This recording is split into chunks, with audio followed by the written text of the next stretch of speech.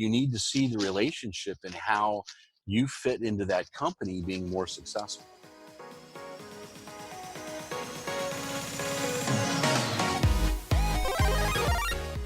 What is going on? Welcome back to your very favorite podcast out today, where I interview executive directors, HR managers, and learn all the secrets and tips for how you can get a raise at your job. We are living in the most bizarre, scary, and trying times, and I just want you to know I'm thinking about you. I'm pulling for you and here for you. Our hope with this whole endeavor is to give you some strategies and tools, so when the time is right, you can get the raise that you deserve. And I'm super stoked to introduce you to Mr. Terry Greenfield.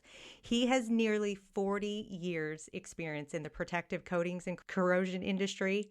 His company, Consulex, provides program and project management, failure analysis, expert witness, and other services for the corrosion industry. And this guy is smart. He has tactical expertise in transportation, oil and gas, military, and other industries, and regularly contributes to industry journals, is the author of teaching curricula, and a number of technical conference papers. So not to mention, he's an accomplished leader, and this year happens to be the president of NACE International.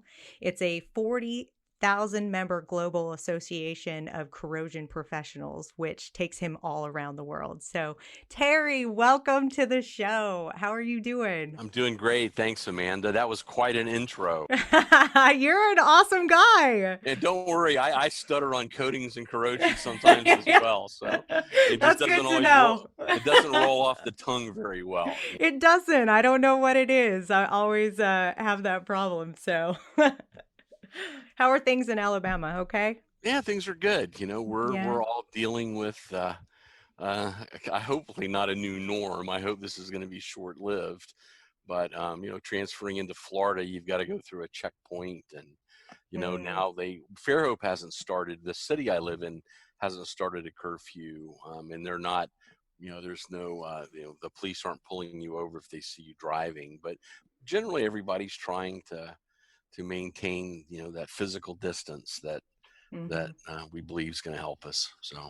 Yeah, before we started recording, you had mentioned that we're more connected now, as far as we're not social distancing, we're just physical distancing. I think that's a misnomer. Like I said, I think people are, you know, if you're at any of the social media, I see people on it that I haven't seen in years and frequent, and everybody's trying to find something to do, right? So they're, you know, reaching out to communicate. What I think, if there's anything that's going to be good out of this, I've always traveled a lot. So I've done telecons and you know, online meetings. And again, when I'm not traveling very often, you know, our headquarters is in Florida. I typically work out of my home office. So I'm used to this. And what I love seeing happen is we're becoming more, what's what I'm looking for? You know, it used to be everybody tried to create their home element to look like they were in the office, right? You know, they had their tie on, they do, and you know, everybody had to be quiet. You know, you may hear my dogs bark in the background. Okay, that's, you know, that's, I think, a new, you know, people are relaxing maybe what they think the expectation needs to be, which becomes a little more informal, and I think that's good. Yeah, that's true. Hopefully, we do a lot more. You know, hopefully we see, for at least for business, we're not forced to sit at home and do it, but we take the opportunities to spend more time with our families and less time in an airplane. Oh yeah, I know you go all over the world too, don't you? It's been, this is the longest stint I've had at home in a long time, and I really kind of enjoy it. So Patty probably doesn't know what to do with herself. Yeah, I think she's finally gotten used to me being Has she? With you around. If you have a conversation with her, it may be a different conversation though. So, So we talked a little bit about why we're here. So let's jump into our main topic. Let's talk about getting a raise at your job. And if you're ready, I have some questions. Let's go. Okay, so what is your best advice for someone who feels undervalued at work? You know, it's interesting. And I think the first thing they need to do is, feeling is, you feel undervalued. That's an emotional response, right? You got to figure out why. You've got to define why you feel undervalued. Typically we say, well, it's because of compensation. I mean, does, money, is more money is going to make me feel more valued? Maybe. There's a lot of reasons that tie into that. So first, I think you need to really have a clear understanding of why you feel undervalued. Is it money? Is it recognition? Is it potential for opportunity? So that's a very multifaceted question in how you would respond to that. So that's kind of the first stage, I think, is really figure out what that means. Why do you feel undervalued? So kind of an awareness of what's going on almost. Well, yeah, because you have to understand that and figure out the plan and how to address it. Mm-hmm. Okay, everybody wants to make more money. I think that's a given. I don't think there's anybody you could go to, even those at the very top, that say, is this number, are you going to keep this number? Are you happy with that for the next 5 years? I don't care who that is. They're going to go, well, no, I want to make more money. Mm-hmm. So there's that element of really understanding, why you feel undervalued. And we see that, I did, just for some, disclosure, I did kind of listen in on your podcast with Travis to get, and I enjoyed some of his responses, because he looked at it a lot from different aspects. We started off, I loved the freight carrier story. Yeah, the UPS story. Well, I was going to use names, but oh yeah, sorry. But we were here before you came, and we'll be here after you leave. And I think a real key to that hits me too is you've got to look at the job you're in. I think one of the things has people, and if I start getting off tangent, just lasso me. Okay, no, this is good. But if people look at things and getting a job, okay, people need to look for opportunity, and whatever they're doing, they get a degree, maybe it's tech, trades today, tradesmen and different skills, but they need to look for the opportunity, because there are some places where there is no opportunity. Mm-hmm. There's an element of this is a job, this is a task, put the bolt into the hole, screw the nut on, and that's going to be it. And so, selecting that, the first step is making sure that you make decisions and looking for opportunity as you kind of move forward. And then when you're looking for the right opportunity, I'll sidetrack a little bit. From young age, I never really looked for a job. I looked for ways to make money. Mm-hmm. So that's not the norm for everything. But even when you're looking at jobs, if it's going to be something is going to be temporary, you can do the best you can do, and it's going to be over in the summer. You're in college, you're doing a summer job. So the question keeps going back to how you feel value. I'm going to flip it a little bit, because the real issue here is that value. Who has to see value is the company that's hired you, be that your supervisor, the owner, whatever that's going to be. You have to understand that value that you present has got to somehow relate to company growth, company revenue. So it's a two-way street. Get it? I mean, that's it isn't just an element of a person feeling undervalued. It's how the company has to see the value, or their supervisors, whatever it may be, has to see the value of that individual. So, I would say, make sure you look for the right opportunity, but then make sure, that you express yourself within how you complete your work, and that the company sees the value. You can begin. Here's an example. Sometimes it's easier to see if there's and this is speaking from experience over the years with people that I've hired and had work. We've seen very promising people. One gentleman, a lot of what we do is inspection. So we put people through training courses, and then they're off in the world by themselves, representing the company with a client, inspecting, coding application or whatever it may be.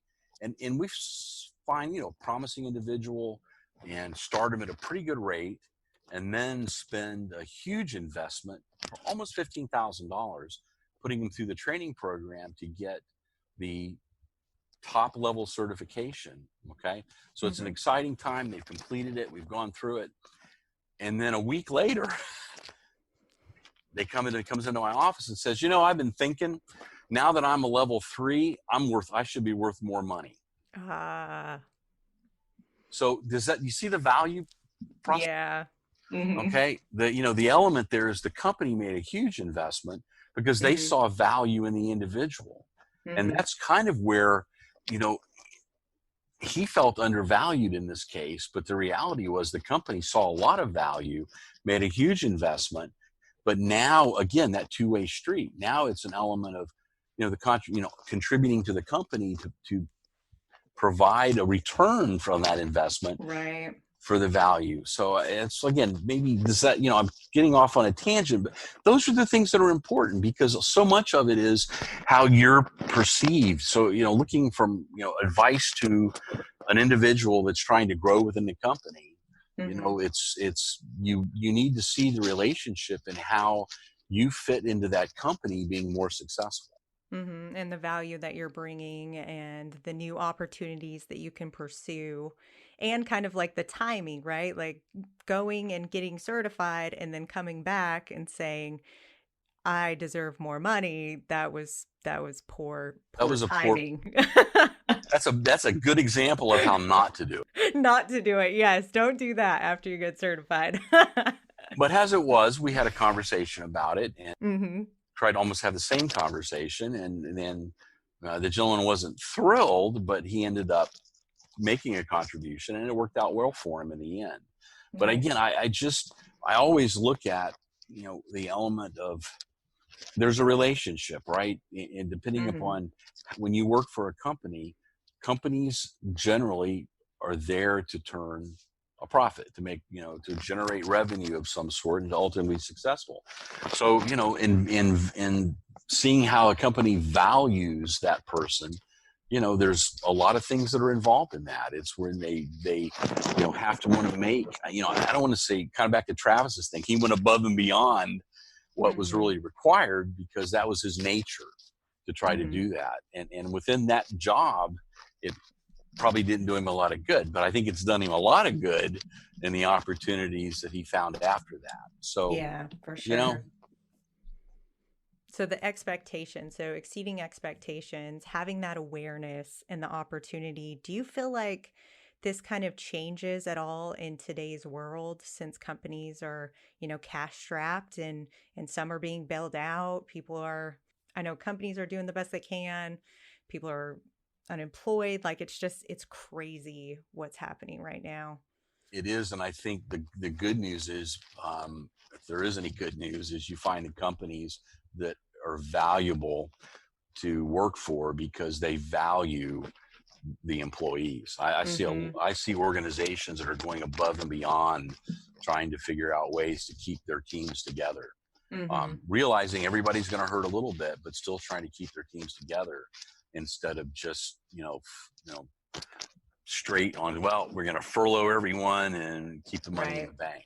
Yeah. So, you recognize, I remember there was a gentleman that had a shipyard here in Mississippi, and after Katrina, everything was gone in Mississippi. They got hit much harder than Louisiana, but this gentleman put everything he had into making sure that all his workers were taken care of.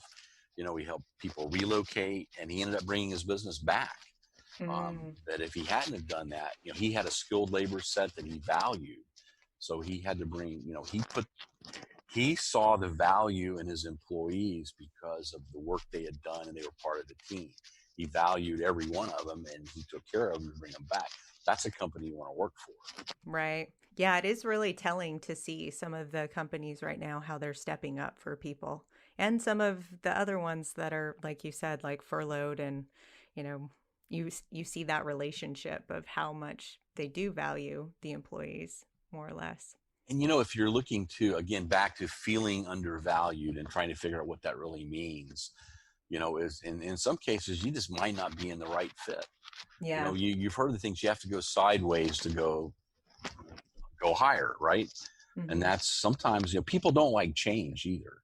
Yeah. Typically, most people don't like change. So, if you want to make more money and be into a position where you feel, more that you're being, valued by the employer, the company, you may have to go sideways, and that's tough for some people. Yeah. You need to go find another opportunity. Yeah, usually people are looking to advance or go higher. They don't want to go in a lateral position at all in order to make that change. So, what would you say to somebody that is making a move laterally or sideways in the effort to go higher, more or Look for the less? right opportunity.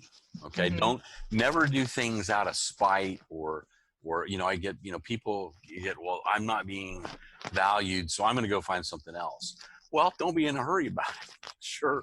Make sure you are very tactical in your approach, even to where even strategic is probably better. Really look for what move is going to be the best.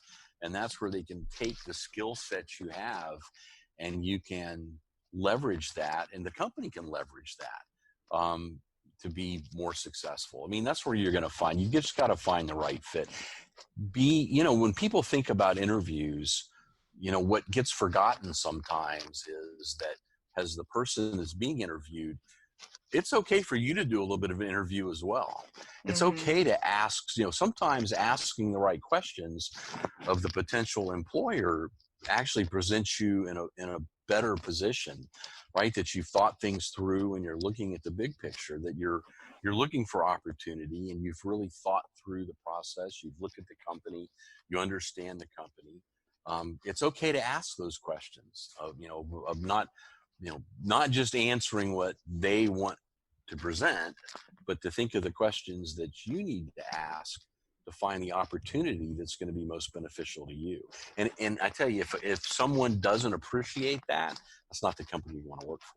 Yeah. Have you had anybody do that to you before? Yeah, Yeah. absolutely. Put you in the hot seat. It was impressive, though. Let me tell you, they stood out because of that. It showed that they had really thought of it, because it's a higher level position. Mm-hmm. And it requires somebody that's going to take on, a pretty big responsibility. And, you're always cautious about that, from an employer standpoint, am I making the right decision? And Mm-hmm. when in the questions they asked, I mean, even into the culture of the company, they were questioning, it made us realize they'd really thought about it. This was a big consideration for them, and they put the time and the effort, because here's what an employer wants to avoid, with the exception of that person that's maybe putting, oh, there's the dogs in the background, sorry, No, with you're the fine. with the exception of the person putting the nut and the bolt together, building the widget.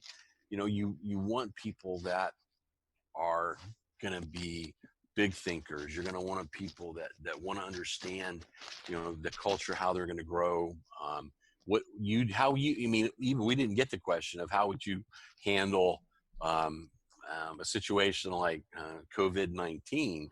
Mm-hmm. But that's probably a reasonable question to ask. What happens if there's a pandemic, and how are you going to deal with the employees at that point? They may not give Right. you the great answer, but you can at least get a sense of the culture that you're going to work in, because that's important. It really is. The company culture that you're choosing is a significant, well, it's probably the most, that's the culture is what's going to determine how that company values your contribution to them, right? Mm-hmm. Is that usually your direct report, or do you think that that's just overall working with other teammates and just everything as a holistic view of the culture? I think it's a holistic view of the culture, but so many things are a culture's top down within an Mm-hmm. organization. If you have a good organization that has developed a culture of teamwork and creating an environment that people want to be productive and enjoy their work, if they find a direct report, supervisor, mid-level manager, or even vice president that doesn't toe that line and contribute to that culture, you want to know that that's going to be fixed. Mm-hmm. So that's got to be, culture's developed, whatever the right word may be, from the top down. then everybody contributes, right? Once the culture is established, you get a pretty good idea that you're going to be in an environment that's productive. I mean, most people want to go to work. They would, well, let's put that, let me rephrase that. Most people would be happy to win the lottery and never have to go to work. But, that's true. but if you have to go to work, you're going to want to go to work and enjoy the work you do, right? 8 hours out of your day, 5 days a week at the minimum, typically, you want to be able to enjoy it. So, again, kind of goes back to that first element of making sure you're valued, is to make sure you're working for the right company. So more or less, make sure that you are a good fit. You're asking questions, even up to the interview process. What about for performance reviews? Once they're already in the culture, they feel like they're contributing. What do those types of conversations look like for you and your employees? I got to be honest with you. I think a lot of times things become a process because that's a box we're supposed to check. Right. Okay. We did their annual performance review, and you see the ones that go, okay, well, tell me, how you think you did, or there's so many different ways of looking at that I think it's important. I guess the simple answer, I hate that kind of thing. I hate annual performance reviews because it's more of a formality than something that really has value. I see some companies, and we try to look at things where throughout the year we're continually setting reasonable goals, and you help set your own goals of what you're trying to achieve, and it kind of gives more of a measurable or a metric in how you're performing. So then it kind of, at the end of the year, you can go, well, hey, this looks good. You hit all these marks and you actually accomplished more than you thought you were going to do. And then you give them a grade, right? What do we, that's the funny thing too. What do we all want for a grade?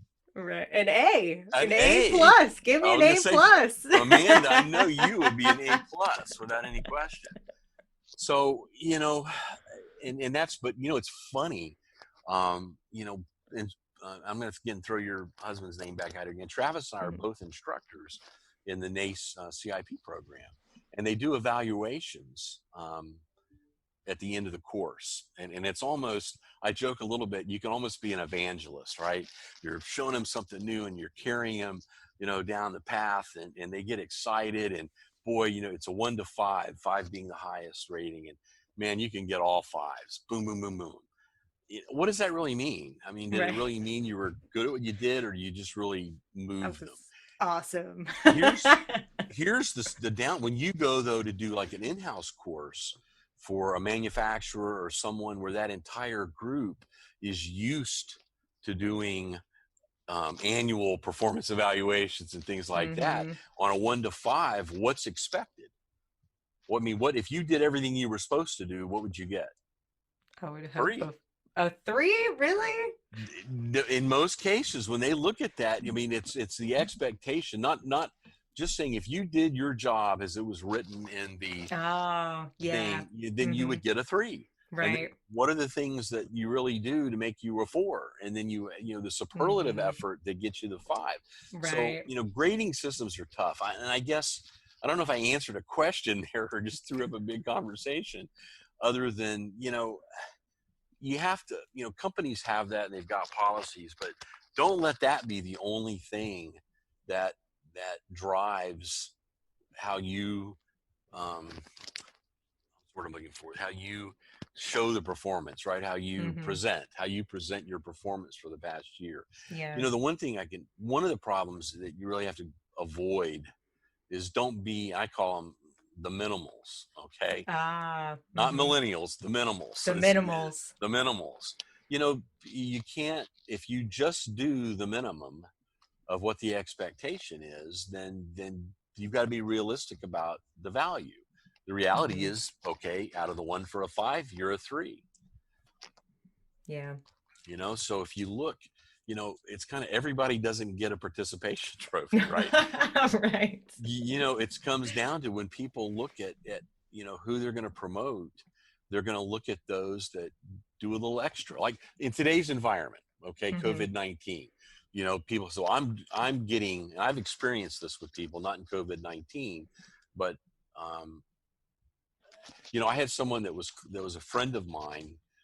Don't ever hire your friends. I had someone that was a friend of mine that had lost their job, and I thought I saw an opportunity for them to build something, and I was willing to help sponsor that kind of another Hmm. venture.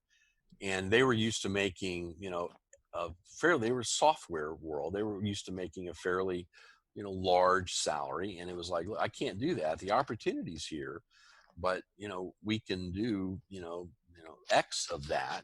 Right. And unfortunately, the opportunity was never seen. His rationale was, well, I'm making half of what I'm worth, so I'm only going to do half of what I think I should do. Ah, yeah. You know, Yeah. if you're going to be the ones the people that companies that have kept people and furloughed, and they're going to look at the people that have still performed, Hmm. even if there's a reduced wage. The people that have still performed, they're the ones that are going to see opportunities come out when we get back to normal. Right. The people that stepped up and all of those things kept the semi-positive attitude. I feel like it would be hard right now to be positive. What do you think? You know, a lot of my I get and I've sailed and raced sailboats and delivered sailboats most of my Uh-huh. life. Especially when I was young, I took about a 2 year hiatus between my junior year of college and finishing to deliver sailboats and have a good time. And I've one of my major events was I experienced a storm off Cape Hatteras. That there were a group of us delivering a 50-foot sailboat. We were dismasted, and we um, um, you know 30-foot seas documented. That's not anecdotal. They're actually documented. That is crazy. And you're thinking, and you realize that was a major. I was probably 24 at the time.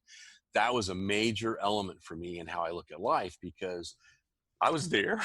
There was nothing I could Right. do about it Oh but man. survive. But Uh-huh. here's what I knew: it wasn't going to last forever. It was Hmm. going to end. So I look at weathering storms. The key issue in weathering a storm is knowing that it's not forever. It's going to end. So you've got to do everything you can do during the storm, and let that be the focus, instead of being instead of being depressed about it and worrying what's going to happen. Deal with the immediate. Do what you need to do everything you can. If you've gotten furloughed, God, start looking for those opportunities. Hmm. Look for where you can step out of this in a brighter light, because it's going to end. It will end, and the sunshine will come out again, and the seas will go back to Right. being somewhat flat. And then you can figure out what it's going to get back to hopefully a better state. So Hmm. you know use the time now, to, if you're not working, to figure out how you're going to come out better, Yeah, because there's going to be opportunity. for sure. And I loved what you said earlier. You had said, I never looked for a job. I always looked for ways to make money. And that feels very appropriate with what we're talking about. Like if you have the chance right now to look for those ways almost. Yeah, there's always something, and I think that creates a different mindset too, because it makes you a little less self. Get out. I'm not having trouble completing a sentence. It You're fine. makes you more self-reliant. Okay, where you're not Hmm. looking to where my job is what defines me. Um, Mm, that's true. So typically, I will ask the guests to share kind of their best war story about getting a raise, whether it's you or someone else that you know. Do you have any of your favorite compensation conversations? well, I tell you, here's one I had, and I have to kind of set it up a little bit, because Okay. I think this one's really relevant, because again, I've always kind of talked about the value, right? The value that you bring as an employee has to translate into value for the company. Hmm. And we were doing work for a client, and had been working for that client for, I don't know, 3 or 4 years, and I had back to an inspector. I had an inspector that came on board, did a great job, really good at client relations, very good at client relations, and there's great value in that. So he comes in and basically sits down and asks for a raise, and how it had been set up was because he'd gotten close to the client said, well, I want this person to continue to be the one that does the work for me. I don't want anybody else. This is who I want as the primary person. So at that point, that person came and said, well, I'm, the client loves me, and I, for you to be there, I need to be there. So I want a raise. And here's what I think I should make. Excellent. Okay. How do you think I felt about that? Unfortunately, and the only response I could make was, I guess we lose that client. Right. Yeah, you can't let yourself be put in that position. Now, here's how that person could have handled it. Yeah. That would have been great for both of us. That he had such a great relationship with the client, he could have said, you know what? If I can get you to bump the company rate daily basis, I can get a raise as well. So in that, if he had a great opportunity to not only do something better for him, but do something better for the company, and he would have gotten it. The gentleman wanted this person on the project, wanted him bad, and that would have been an easy thing to do. Both parties would have benefited. Okay. But the situation, so I've always, it's like, I look at that people need to understand the company's not this thing that is just there to pull money from. The company has to make money. The company has to be successful. The more successful the company can be, if it's a good company, that passes down to the employees. So, that's the one that always sticks with me. That was probably the worst way. You should have just come and put a gun to my head and said, give me a raise or I'm going to shoot you. Right. I mean, that was, that's what was, that's the experience. So I don't know, was that a good story or not? That was a good story. It's kind of crazy. Did that employee stay with you? No. But it's funny. And here's the thing I'll talk about. Just in, I never burn.